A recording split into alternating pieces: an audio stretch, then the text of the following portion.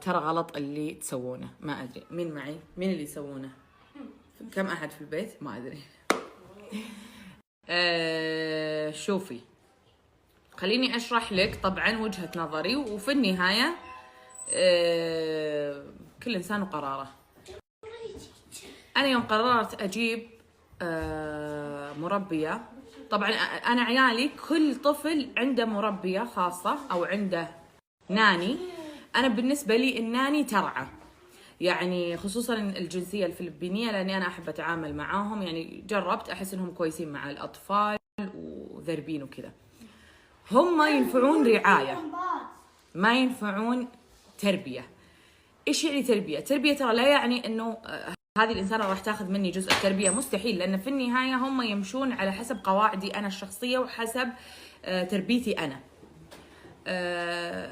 مع الطفل بالنسبة لي هي ترعى، يعني مثلا اكله، شربه، لبسه، نظافته. انا مره وسواسيه في النظافه، لكن انا بالنسبه لي هي رعايه، تمام.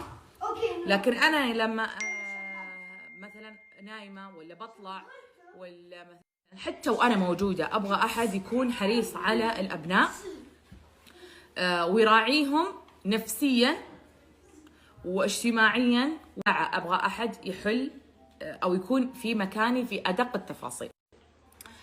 ف الايجنسي هذه اخذتها من لندن، يوم اني طبعا سويت كذا مقابله مع كذا وحده، وكان عندي شروط معينه اني انا اخذ هذه المربيه. طبعا انا من اوائل الشروط بالنسبه لي بريطانيه مدري ايش، انا ضد اني انا اجيب مربيه تمشي الكلام حتى علي انا، لان في النهايه هذول ابنائي، هذول طالعين مني وافكارهم جزء من افكاري. فسالفه اني انا لان يعني سويت كذا مقابله مع كذا وحده، لا تقول لك لا انا عندي نظام وانا ما ادري ايش، لا انا مو جايبتك تسوين عسكريه في البيت ابدا، انا ضد هذه الاشياء. فليش اخترت انا مس بشرى؟ لعده اسباب. هي مسلمه وانا ما ادري ايش، لا انا مو جايبتك تسوين عسكريه في البيت ابدا، انا ضد هذه الاشياء. ليش اخترت انا مس بشرى؟ لعده اسباب. هي مسلمه، وترى مره يفرق معاي هذا الموضوع فعلا، ويفرق في الافكار، يفرق في القرب من الله، حب الله، ترى هذه اشياء مره تفرق، لان في النهايه انا ابيهم مع عيالي. يعني مس بشرى طول الوقت هي مع ابنائي، ولما اجي انا اشرح لها فكره عن الدين، عن التربيه، على طول تفهمني، لانه اوكي هي في النهايه بريطانيه لكنها هي مسلمه، فمره سهل التواصل معي. حتى لما سويت معاها مقابله، طبعا سويت مع مقابلات معها كثير، لما سويت معاها مقابله قبل لا تيجي من بريطانيا كان مره يفرق معاي اني اسالها. انا احب السهوله، انا احب المرونه، انا ضد التربيه القاسيه والقهريه والعسكريه لان في النهايه احنا بشر، ممكن اليوم يكون عندنا مزاج نسوي، بكره ما يكون عندنا مزاج نسمع كلام مثلا.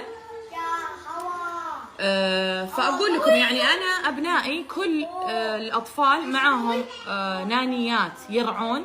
مس بشرى مره مهمه بالنسبه لي، طبعا عندي مس بشرى وتيتشر مرام برضو، يعني من اعسل الناس تيتشر مرام برضو. انا احب اربي على الاخلاق، المبادئ، مره يهمني ان ابنائي يعرفون الادعيه، البسمله، شفتوا هذه بسم الله هذه مره تفرق معي، انه ابنائي يعرفون مثلا الاهتمام في المشاعر. وانا دائما لما اسوي جلسات مع مس بشرى او تيتشر مرام، ساعد حبيبي انا اصور، مس بشرى او تيتشر مرام مره يفرق معي انه يفهمون انا ايش ابغى،